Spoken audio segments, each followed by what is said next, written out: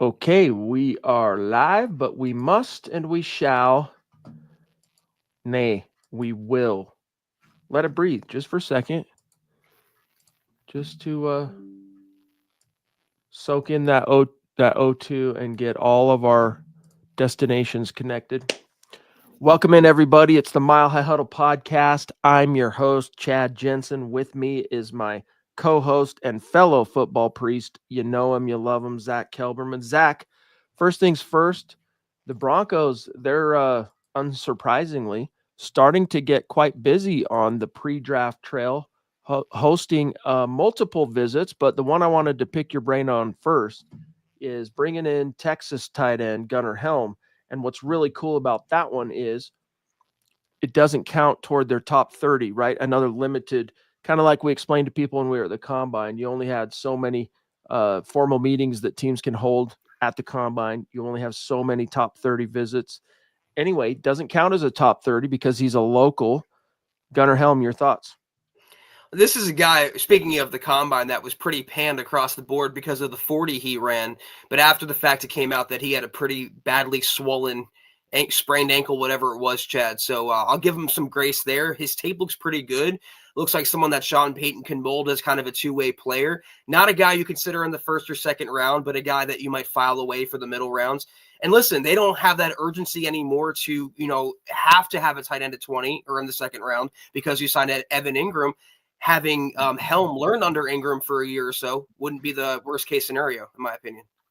Yeah, it's kind of, I don't know, kind of good and bad for Gunnar Helm that he had that tweak that rolled his ankle running the 40 on his first attempt, because on the surface, you'd think, oh, it hurt his draft stock because everybody knows he rolled his ankle. He ran a slower 40 time than expected and didn't look as good in the position drills and whatnot. But some teams really loved that he still had the stones after injuring himself to go out and run the 40 in such a high stakes environment. It would have been easy. I would say, Zach, most prospects, justifiably so, would have been like, no, I'm not testing. I just tweaked my ankle. See you at my pro day type thing. But he's like, no, I'm going to go for it. And I think that might have endeared him to a few teams. And it would seem that the Broncos are one of them, because this is now the second time they've met up with Gunnar Helm, who hails, of course, from Denver, grew up a Broncos fan, former star of Cherry Hills High School. Yeah, to your point, there's an NFL starting quarterback that took himself out of a game, Chad, because his conditioning or him being worried about injury history. So to your point, you're right. And I've heard he's interviewed very well behind the scenes, Gunnar Helm, and a guy that could surprise because everyone's so down on him. Because he'll run a better 40, I'm assuming, at his pro day. And he's, again, as a blocker, as a receiver, there's a lot to like about him as a prospect. How's everybody doing tonight? We got, it's good to see David Youngkin real quick, knowing that he's got some things going on. Great to see you. Says, I'll be asleep before the pod starts, so have a great show. Well, David, if you're still within the sound of our voice, hope you're hanging in there, big dog. We also have the Papa Bear, David McElrath, sending a super before we even went live. Thank you, brother. Much love and respect. He says, good evening, Broncos country. Hashtag God bless the USA. Let's go, Bo. MHH for life. Buckham times 3. Denver Broncos for life. I love it, dude. Thank you so much, David. Great to see you. The Ronk also. Thank you, Scott, shepherding the Facebook community. Great to see you, buddy. Saying good evening, Chad and Zach on the Mile High Huddle podcast. Go, Bo Broncos. Real quick, Zach, a few other notable visits. All right. The Broncos, let me pull this up. I had it, and then for some inexplicable reason, it scrolled on me. All right, Broncos top 30 visits. So we mentioned Helm. Helm is not a top 30. He's categorized as a local visit. So, but the Broncos, Zach, have met with the following, or plan to meet with the following prospects on top 30s. Ohio State running back Quinshawn Judkins. All right. Wisconsin wide receiver Bryson Green. Washington tight end Kaleki Latu. North Dakota State quarterback Cam Miller. Indiana offensive lineman Trey Wadig. And this is another interesting one, Kansas State running back DJ Giddens. Any of those names jump out for you, Zach? The quarterback is interesting because we know they're going to pick up a third guy behind Stidham and Bo Nix. But I have to forewarn everyone, and we know this, Chad, every year, is that the top 30 visits, there's not too much to read into it. There's a lot of times where they'll take a player that they never met with or bypass a player that they have met with multiple times. But of that list, it's interesting to group them by position that they're targeting running back so heavily. Absolutely, and this is just scratching the surface. I wrote up the of what visits will end up occurring. Right, they'll max them out, but I wrote up DJ Giddens, and also did I write up? No, I'm confusing Quinshawn Judkins because Eric published his Finding Broncos on Quinshawn Judkins. That's kind of like bonus cash instantly. Scott, say it multiple times. Quinshawn Judkins. Quinshawn Judkins. It'll get you, dude. You'll start going Quinshawn Judkins. Blah, blah, blah, blah. It's a tongue twister. It's kind of interesting. But Zach, he's an interesting player. More of a power back. Like if the Broncos drafted Quinshawn, he'd come in and kind of more threaten Audric Estime than, say, becoming the next Joker. Not really a pass catcher. He's a power back with some good vision and some burst and explosiveness. But if you were to look at it, say, through the lens of the historical New Orleans Saints under Sean Payton, Judkins would be the Mark Ingram to whoever, Jerry Bush or Reggie Bush. We don't know who that person's going to be yet. You know, they do need a Reggie Bush, basically like impact pass catcher guy that can also pound it between the tackles if needed. They just don't have that guy yet, Zach. I don't know how feasible it is, but I'd love for the Broncos to get both backs, Travion Henderson and Judkins, and have the Thunder and Lightning. I mentioned it a lot, but like Jahmyr Gibbs in Detroit, he has his complement in David Montgomery. I'd love for the Broncos to have that. But if they ended up with either Ohio State guy, I'd be very happy because that guy would be walking into a starting job day one as an upgrade, Chad, over every running back currently on the roster. The Duchess jumping in with a very, very generous super chat. Thank you so much, Michaela. So happy to have you in the chat tonight, and kind of a sleepy Sunday. Hope everyone's had a great weekend, by the way. Thank you, Michaela. She says, what do you make about the rumors that the Broncos are looking to trade with the Cowboys for the 12th pick in this year's draft? I don't know that I'd call them quite rumors. It's just speculation that's based around, I think it was Chad Reuter. Keith had the article for us at MHH, but Chad Reuter of NFL.com, in his 4-round mock draft, he projected, and like, look, anyone can do this. Anyone can go, I'm doing a mock draft. I project Broncos trade up to this point to get this guy. Doesn't mean it's based in any kind of like rumor or scuttlebutt going around the league.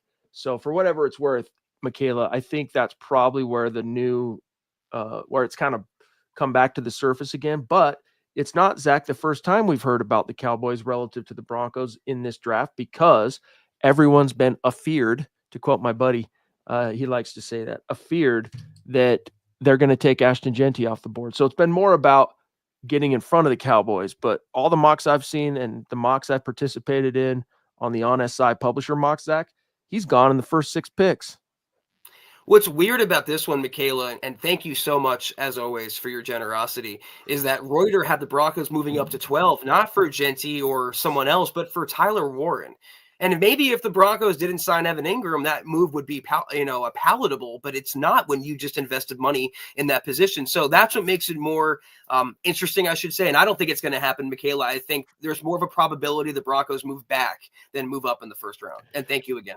Especially in such a target-rich draft as this particular class is, at these interesting positions the Broncos have been kicking the bushes over. Like, why would you limit the number of darts you could throw at the board when it's such a deep class? I mean, even Gunnar Helm, like in this mock that we're talking about, that I think is the inspiration of the rumor you're referencing, Duchess, is Chad Reuter. He mocks the Broncos move from 20 to 12 to draft Tyler Warren, the Penn State tight end. But if you're the Broncos sitting at 20, Zach, it's actually really a prime situation to exploit, because you could trade back and get a lot of like late first round graded guys in early round 2, stack another 3rd round pick for the privilege, no skin off your teeth, and you're just getting more darts to throw for George Payton. Yeah, he had the Broncos giving up 51 in that trade too, and I'm with you. It's like, Mhm. again, if they didn't sign Ingram, and I see Jason Bonney saying they're different players, but still, Evan Ingram is a tight end. Tyler Warren is a tight end. That room for now is satisfied to the point where you can ignore it if you want on day one. You really can't ignore running back on day one because look at the players that you have left in that room. So I don't see it happening, Michaela. I don't see, Chad doesn't see it happening either. If anything, they could even go defensive line. I think that's more probable than trading up for Tyler Warren.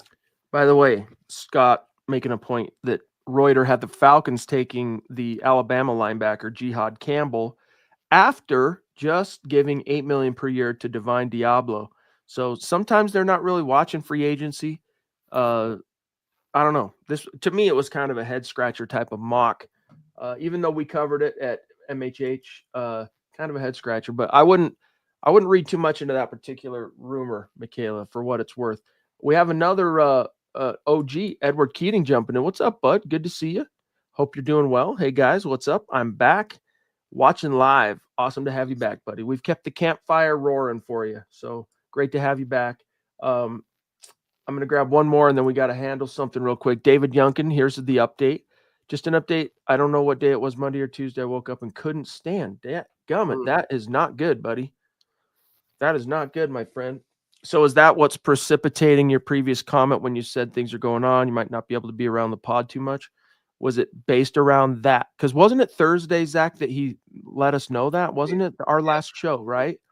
Sometimes, we get going on these streams and days bleed into others, and it's hard to place exactly when it was. But we're really sorry to hear that. Either way, David, prayers up for you, big dog. And like I said last week, anything we can do to help, don't hesitate to ask. And hopefully you're doing better now, David. We appreciate you hopping in the chat, letting us know. But take care of yourself. And like Chad said, anything we can do, we will be there for you. Get better soon. All right, guys, real quick before we continue on in the chat, multiple comments and supers to get to, and we shall. In fact, David Cromwell, we're going to get you next, buddy. But first, guys, March Madness, the tourney rages on, and nothing beats March basketball. Bring the fun of a bracket to every game by making entries on Underdog. Underdog, one of the leading sports apps. You can play now, right now, in your state. That didn't sound too good, but you can play right now in your state. There we go. Do you want, ask yourself this, to win up to 1,000 times your money? You can with Underdog. And to play, choose whether a player will go higher or lower on one of their stats, like points, assists, rebounds, and more. Underdog's got all your favorite leagues, teams, and stars to choose from. Create entries with all basketball picks or mix and match across other sports. You can play with as little as $1, and if you get everything right, you can win up to 1,000 times your money. So turn $1 into $1,000 just with your hoops knowledge. Amen. Download the Underdog app, join your football priests, and sign up now with our code MHuddle to unlock a special offer of up to $1,000 in bonus cash when you make your first deposit. That's the only caveat. Join in on the fun when you sign up with our promo code MHuddle and claim your special offer today. Get that $1,000 up to anyway, a bonus cash instantly upon first deposit. Must be 18 plus, 19 plus in Alabama and Nebraska, 19 plus in Colorado. For some games, 21 plus in Massachusetts and Arizona, and present in a state where Underdog Fantasy operates. Terms apply. Void in Colorado. Concerned with your play? Call 1-800-GAMBLER or visit ncpgambling.org. Arizona, call 1-800-NEXT-STEP or text NEXT-STEP to 53342. New York, call the 24/7 Hope line at 1-8778-HOPE-NY or text HOPE-NY. All right, David Cromwell, what is going on? Great to see you, my friend. It was also awesome to run into you at the Senior Bowl, saying hi. That was awesome, bud. And watching you grind, man. You're a hard worker. It's really cool to see you do your thing. By the way, David has his own podcast and stuff, Sports Crunch. So he's at the Senior Bowl grinding, working hard, providing content for his listeners. Really cool to see you, bud. Judkins, he says, though, Zach, and thank you for the super, David. Judkins is a much better receiver than many think. Watch his Ole Miss tape. Also, everybody should be extremely happy if the Broncos go defensive line at pick 20. As Eagles GM, Howie Roseman taught us you can never have enough DL, Zach. It's true. I mean, it's not my plan A for sure. It's not my plan B, David, and thank you for your contribution tonight. But it's definitely something to consider with the contract situations. Zach Allen, JFM, the Broncos might not extend everyone. They might not let one person walk. And if they do, you don't really have much behind them. So I understand the thought process. And if everyone's off the board and it shakes out that way, I wouldn't have a problem getting a blue chip lineman and letting him go to work in VJ's defense. Thing with Judkins too. It's again not my plan A at running back, but if it's someone that Sean Payton signs off on and he can come in and help the offense out right away, then I'm good with it. For what it's worth, and I'll take your word for that, on that, I should say, David, on his receiving prowess at Ole Miss. I'll hopefully get some time. Maybe I can go check it out. I'll search it up. Did I just do like a delay spinny thing on this thing? Because I just opened another tab. I'm curious. It's for my own information. All right. On the consensus big board, Quinshawn Judkins is the, I just had this up. Here we go. Fourth ranked, Zach. Fourth ranked running back in the class. Projected as a second round pick, like a mid second round pick. He's actually projected 50th best overall player in this class. So that's one pick before the Broncos are on the board in the second round. So the only guys ahead of him on the consensus big board are his backfield mate at Ohio State, Travion Henderson, Omarion Hampton, Ashton Jeanty, Zach. I mean, let's say you get someone like Harmon in round 1 and then you get Judkins in round 2. Those are blue chip prospects filling two major areas of need. Not the way I would go exactly if I had a perfect world, Chad, but it's a way that could be realistic depending on how the board breaks, because they're not going to move up for Jeanty. They're not going to move up for Warren or Colston Loveland. They're probably going to either stay put and take BPA or maybe even move down and collect some more darts. Marcus Lewis Hanna from across the pond. What is going on, brother? Great to see you on Facebook tonight. Great to have you in the stream. He says, good evening there. Good evening there, I believe, but early morning here. Love and respect to all you at MHH and Broncos country.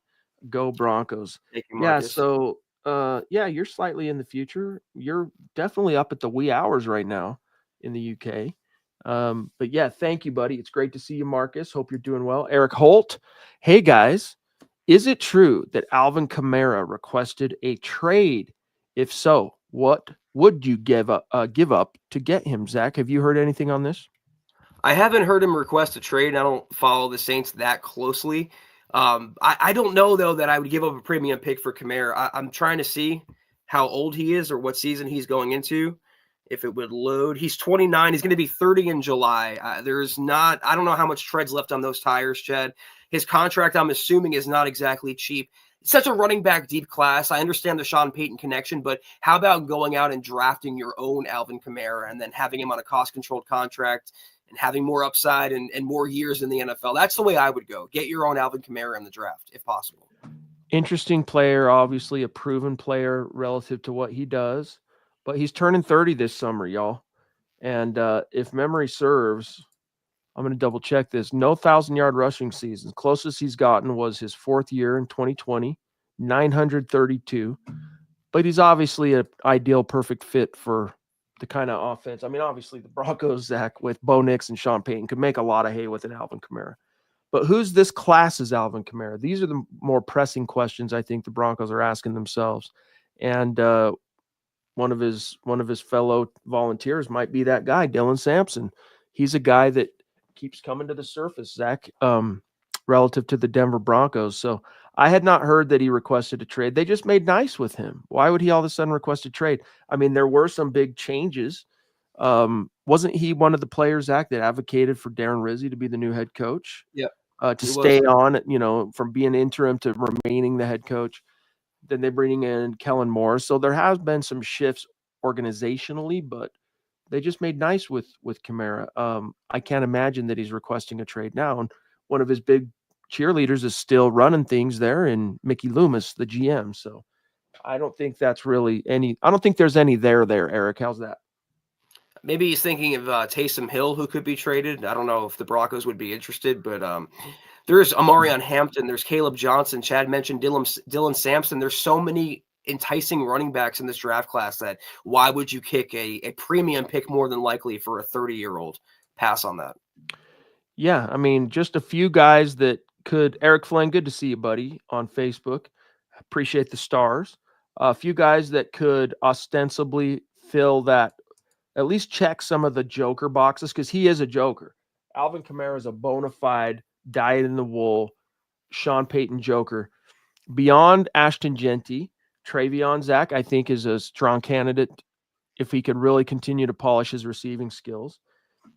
David would tell us, D-Crom, that Quinshawn Judkins has some of that, at least checks some of the joker boxes. Caleb Johnson, maybe. He's certainly fast. How about Cam Scatabo, right? Who's projected to be like a third-round pick. Guess where he was drafted? That is Kamara, third round. Then you get to DJ Giddens, who's not really a joker guy. He's more of a power guy. But Dylan Sampson, still kind of viewed as a fourth-round pick. He's my sleeper, so to speak, to be this team's Alvin Kamara, if you will, or Reggie Bush. But also, Zach, don't sleep on Devin Neal or RJ Harvey.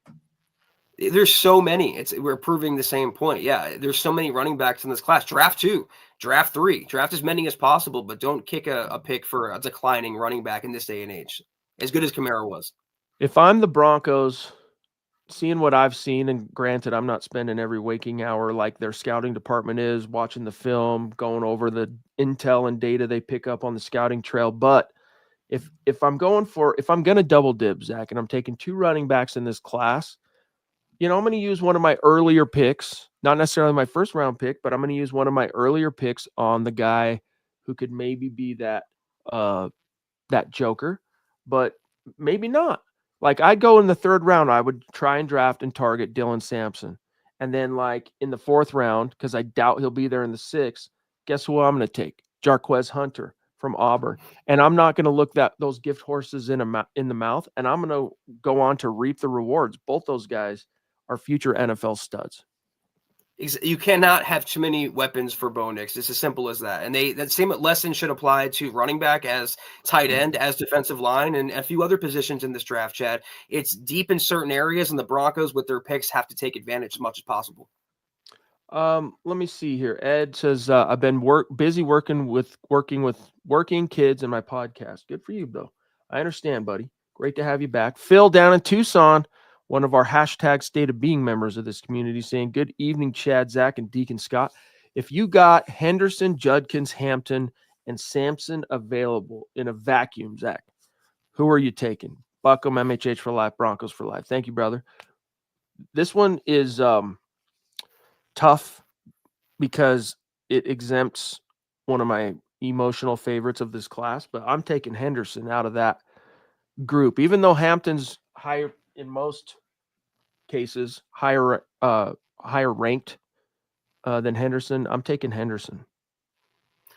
First of all, the answer to the question is yes, because any of these running backs would be just instant, I think, stars in a Sean Payton offense. But I've been on the Trey Henderson train for quite a while. I like what he showed at the combine in terms of maturity, how he handled the press. I love his film. I love what he brings to the table in terms of explosiveness and dynamism, Chad. And I've heard the comparisons. Like you said, Reggie Bush. I've heard Jahmyr Gibbs. I love Jahmyr Gibbs as a player for the Lions. I would love for the Broncos to have their own. So I'm taking Henderson all day here.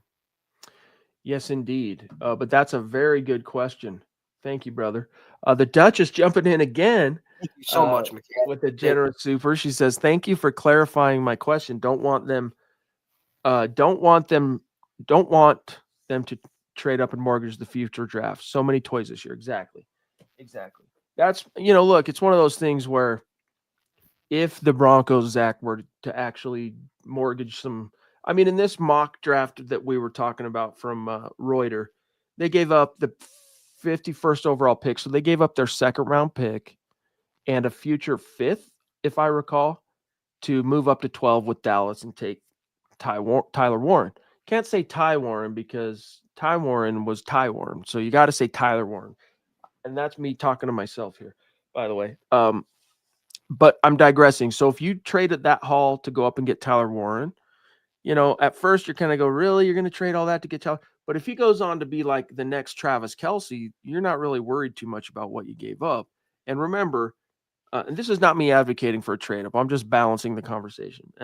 But Evan Ingram, as excited as we all are for him, he's on the wrong side of 30. So you got to get at least one pass catching type of tight end in this class. But I do, Michaela, expect them more likely if there's gonna be any trading in the first round, it's going backward, not trying to jump forward.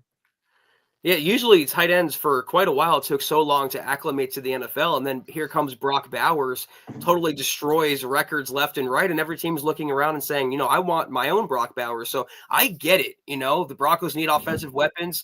Chad Reuter mocked Warren to the Broncos. He's a good player. He would help the Broncos out, but just not in that scenario, not giving up the capital. I'm with Michaela here. It's too deep a class at the areas the Broncos need the most, running back and tight end. We've said this, ad nauseum. Hold on to the picks. If you can have a trade down scenario and get more picks, that might be preferable, but just stick to your board, stick to your guns, and take the BPA. Michaela, thank you so much for those 2 very generous super chats.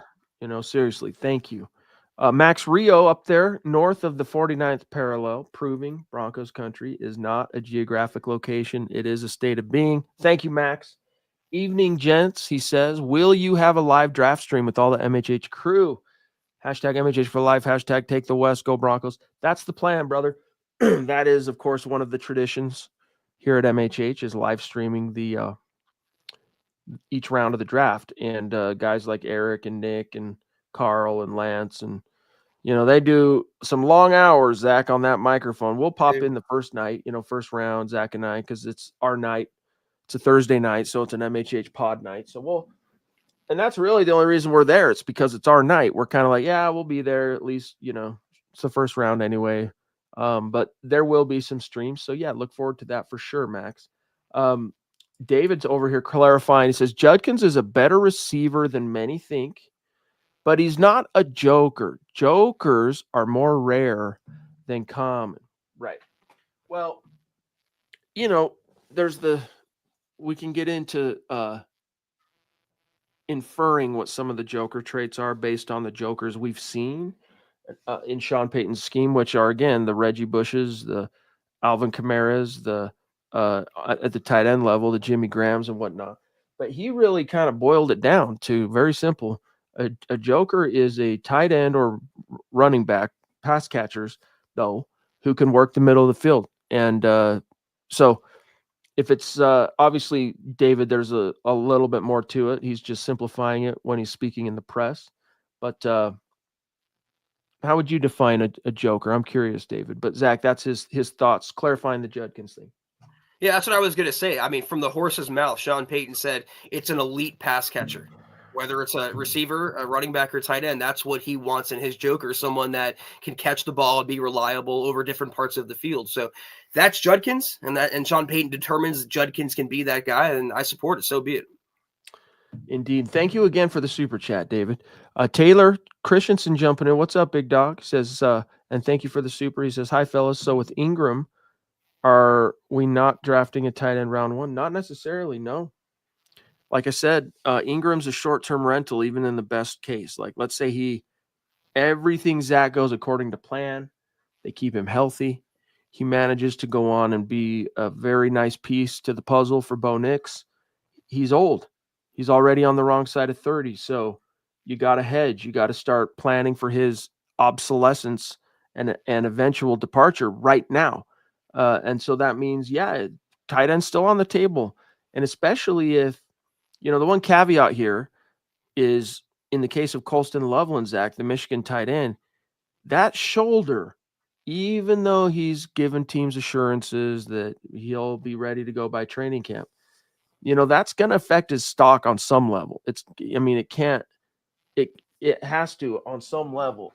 So, like, if he's there at 20, though, he might fall enough to be there at 20. And if the Broncos are lucky enough to exploit that miniature fall in the draft, Zach, don't look that gift horse in the mouth, because he's going to be a very good tight end, or at least he has the makings of that. Yeah, listen, only George and Sean Payton know what they want to do. I mean, I'll take it from people who are, very plugged in. And I read something from Mike Kliss who said that it's not likely they'll take tight end, but it can't be ruled out. And I think that's where we sit on March 23rd. If someone they loves at tight end, like a Loveland, or in a weird scenario, Tyler Warren, falls to them, and that's BPA, then they could take him. But I think the Broncos showed their hand to the point where the players they signed in free agency, they took care of those positions for a reason. They left running back alone. They left receiver alone. They left defensive line alone, except for DJ Jones. I think they're showing you where they're going to go on draft night. Exactly. The only scenario that who else would you take at 20 besides Loveland and or Warren? Warren, you're hardly ever see him mock beyond 12. Loveland, if he's there, I mean, I I took him in the on SI publisher mock last week. So I'm sharing a brain with you there, Taylor. All right, Zach, real quick, the way I titled this episode, we got to get to it because every once in a while we'll title an episode around something that's less like pressing, more of like topic oriented.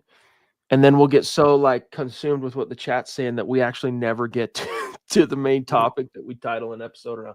I don't want that to happen tonight. Now, it's a rarity that happens, but nevertheless, I don't want it to happen. So, Zach, this kind of ties in anyway to some of the themes from tonight's conversation. And that is, NFL.com, or pardon me, let me see, who was this?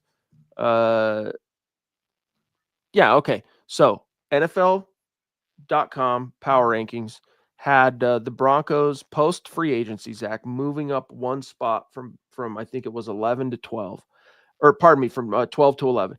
Pro Football Focus new power rankings post free agency had the Broncos cracking the top 10, checking in at number 8. Now that's fun. It's interesting. It's a power ranking. It's a whatever. But who was it? Who was it? It was Mason Cameron. That is, said this while this is kind of like a warning to the Broncos, and I want your thoughts, Zach. While the addition, quote, of Evan Ingram provides a boost, the offense is still lacking playmakers. Bo Nix showed promise in his first year, but his continued development could be hindered without more weapons to support him.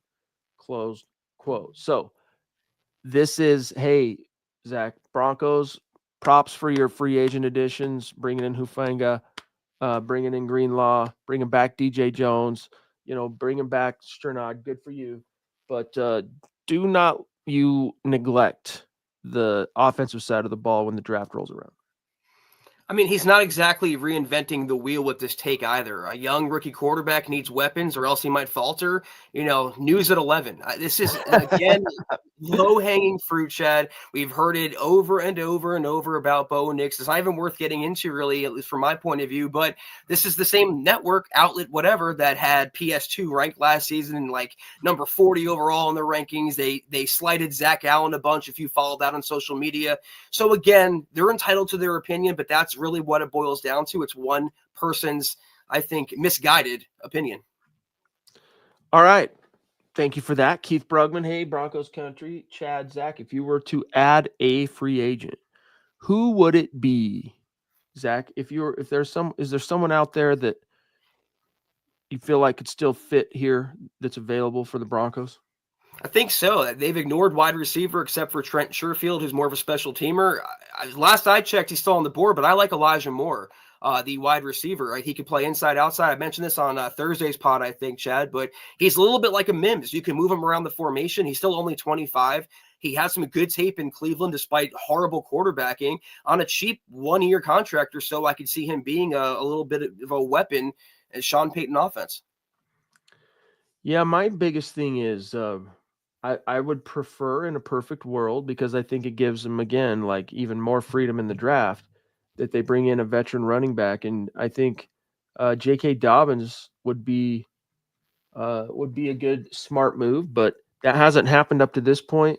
Doesn't mean it can't, but probably means it's unlikely, Zach. So those are the two names for you there, Keith. Appreciate you being with us tonight, my friend. Hope you are doing well. I'm just let me see this from Jason. I know Cecil's in love with him, but I can't see Neil going in the top 100, even though I do like him. I just don't love him. Yeah, he's currently ranked 147 on the consensus big board. Devin Neal, the Kansas running back, for what it's worth. But he is interesting. Clayton, what's up, dude? How are you? Happy to see you tonight. Hope you're doing well over there on Facebook. Longtime supporter here.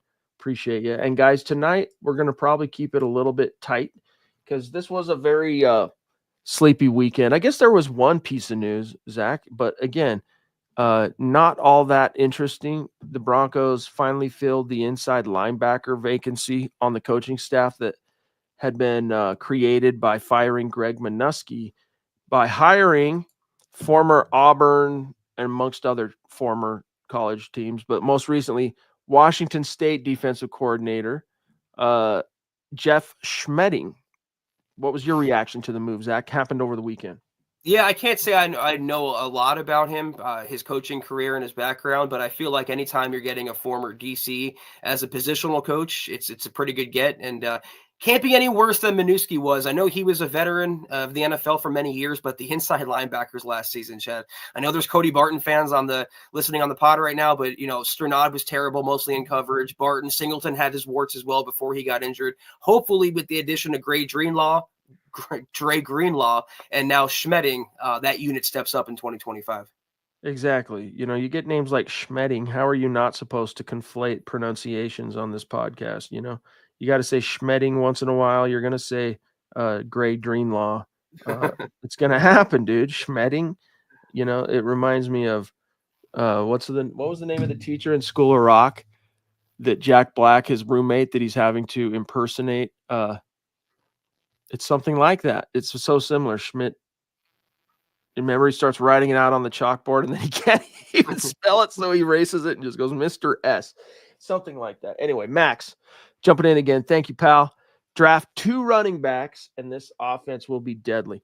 Isn't it crazy that we're only separated by, a singular border, and yet the people north of the 49th parallel, just like the folks the English speakers in the UK, the OGs, and like Australia, New Zealand, spell offense or offense with a C. You see that?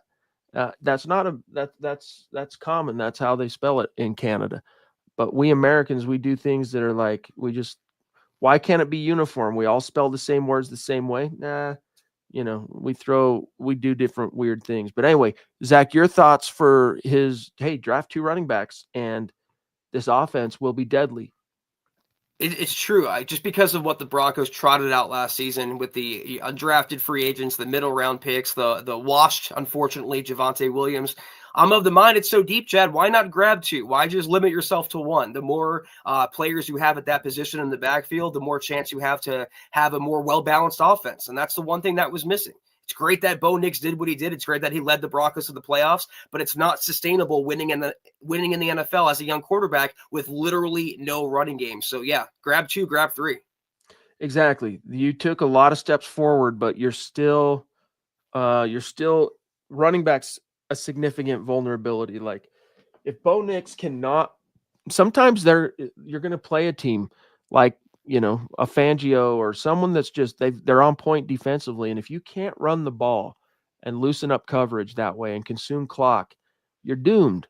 And this, trust me, look, love and respect for Jaleel McLaughlin and Audric Estime and those guys, but that's a 3 and a 4 on a depth chart. You need a 1 and a 2. Exactly. And so go get him in the draft. The Duchess jumping in for the 3rd time tonight. Thank you, Michaela. Thank you so much. We love you. She says, I love this time of year, the speculation and promise of great days. I'm itching for the draft. Exactly. This has been like a really bizarre off season, and I think a lot of it has to do with the culmination of 8 years of trauma and pain of the Broncos not doing well, that was punctuated and that spell kind of broken by a 10-win season and making the playoffs. That combined, or happening at the same time, coinciding with the political shakeups that have been going on since the new year turned over. Not whether you're for him or against him. I'm not making a qualitative statement about anything. I'm just saying that it's so topsy-turvy and happening every single day. I think it's led to it being kind of a weird offseason overall. But you guys have heard me say this a million times. I love January through April. It's my favorite time of the year. Like I love the games. Obviously, that's why we're here, Zach, to see what actually happens on the gridiron. But as far as what we do with conversation and content and writing and talking and all the things, this is my favorite time of year. Same. Yeah, things can get a little too uniforms September through January. We know exactly when everything is going to happen. We don't know the outcome of the games, but everything else is pretty much by the book. We don't know what's going to happen January through April or so, and that's what makes it so fun for me. So we're glad you're here for the ride, Michaela. Thank you so much for your support, as always. The ladies of MHH flexing hard tonight, and Zach and I and Scott, we are feeling the love. Thank you. That is For show. Thank you. For show. The Lady D jumping in also from the tippity top rope to on Super Chat. Thank you so much, Deanna. Love you. She says, evening, Chad, Zach, Scott, and Broncos country. Hit the like button. It's important. That it is. It's crucial. It's crucial. Okay. I agree with Zach. We need a sustainable offensive line. Have a great night. MHH for life. Yeah, Zach, she's sharing her brain with you on that point. Thank you so much, Deanna, as always. Yeah, you have to always fortify the trenches. I was talking about defensive line, but same applies to offensive line as well. Fortunately for the Broncos, they have 4 out of the 5 pretty well ingrained. They're set there. They're good there. The only question mark you can think of along the OL would be center. And that's another, I know your boy is Gray Zabel, Chad, if the Broncos move down, or even if it's 20 by some different kind of scenario, Zabel could be on the board and fill that last remaining question mark. So, yeah, I think the Broncos have a coach, Chad, and Deanna, that are doing it the right way, build up from the inside out, from the ground up, from the trenches outward. Yeah. Yeah, and the Broncos, again, that's one of the reasons that Bo Nix was able to have such a prediction-defying rookie year is the Broncos had already started investing in that offensive line, and man, it started coming together. It turns out all the O-line was missing was the right quarterback, so they came together and was like this. Finish first or second, depending on where, if you're getting it from PFF or you're getting it from ESPN. That offensive line is legit, but you got to continue adding bricks, to the wall, so to speak. If it was Gray Zabel, I mean, just watching that dude at the Senior Bowl for a few days, man, he is a stud. I wouldn't hate it. It would be unsexy. Fans would kind of go, oh, really? But you'd have a starting center for the next 4 to 8 years minimum. Like he's going to be a great player. I mean, people would appreciate that, Chad, if Luke Wattenberg blew a block that got Bo Nix sacked on a crucial drive or something like that. You don't know you need him until you know at that moment. So Luke can hold up for now, but Zabel, I'm not saying neither Chad or I are going to say it's going to happen or it's a probability, but it's a possibility for sure. And like I said, Deanna, it's never too important to fortify the trenches. There are some other interesting interior offensive linemen, but not all of them would be a fit for the Broncos. Zabel, however, yeah, I like him. All right, guys, we got a few messages for you. Then we're going to dip out, but don't leave quite yet because we're going to go back to the chat one last time. Another tremendous episode, as always, of the Mile High Huddle podcast. If you're not doing so, please give us a follow on X at the MHH Pod. You can follow the main account on X at Mile High Huddle, Chad at Chad and Jensen, myself at Kelberman NFL, and Scott, our producer, at Scout Kennedy. If you guys want some merch like we're rocking each and every single podcast, check out MHHmerch.com and get you some. If you haven't done so yet, please drop us a like at Facebook.com/Mile High Huddle Pod. You can find us on Instagram at mile_high_huddle. If you're listening on Spotify or Apple Podcasts, make sure you're leaving your football priest a 5-star review for a chance to win some merch each and every single month. But if anything, y'all, please, very important that you subscribe, you like, you share this video and every video you see on the MHH channel. It really helps us grow and reach more Broncos fans just like you. Amen to that. Hey, Ronk. Thank you, brother. Great show tonight. Chad and Zach on the Mile High Huddle podcast. Go Bo Broncos. Kind of playing in the background this evening. I've had some Cam Scatabo highlights rolling just for fun. So if you see me glancing down every once in a while when it's not, whatever, that's what I'm looking at. And he's an exciting player, Zach. I don't know how much time you spent watching him, but he's got some wiggle to him for sure. I could see some Joker type traits. Like he's not going to be a first round guy. The very highest I could see him going is like back end of the second round, but I doubt it. I think he's a third round guy, but you know who else was a third round guy? Alvin Kamara. Yeah, Scatabo, not my RB1 in this class, but he has that dog in him, Chad. And I know that's an intangible quality. We can't, measure it. But who else on the offense really has that trait? Bo Nix, that's really about it. So you need more players on that side of the ball. If he's the pick, wouldn't hate it by any means. All right, you guys, much love and respect to the great Super Chat superstars and supporters helping us keep the lights on tonight. The ladies always go first. Michaela Parker, love you. Multiple supers, 3 supers. Oh, wait a minute. Deanna jumping in again Oh, from the Deanna, top row. thank you. So Thank she you. says it was. Have a great Sunday. I hope they do pick up a center. Hashtag MHH for life. Thank you so much, Thank you. Deanna. What a nice, kind way to punctuate what's been a great, great show. Thank you so much. But we also got to tip our cap to the Papa Bear, David McElrath, Michael Ronquillo, Ed Keating coming back to the fire, David Youngkin. Keep your chin up, buddy. You strong man. Also, Marcus Lewis Hanna from across the pond, Eric Holt, Eric Flynn, Phil McLaughlin, Max Rio, David Cromwell, Taylor Christensen, a couple supers. And I think that covers everybody. So thank you again, guys. We'll be back tomorrow, Monday night. We'll see what Monday provides for us, Zach, by way of Bronco news. But either way, we'll be here to break down whatever the latest might be. Rumors, news, scuttlebutt. Can't wait. Thank you to Deanna, Michaela, everyone who joined in with us tonight. Have a great rest of your Sunday. We'll see you tomorrow. Take care. And as always, go Broncos.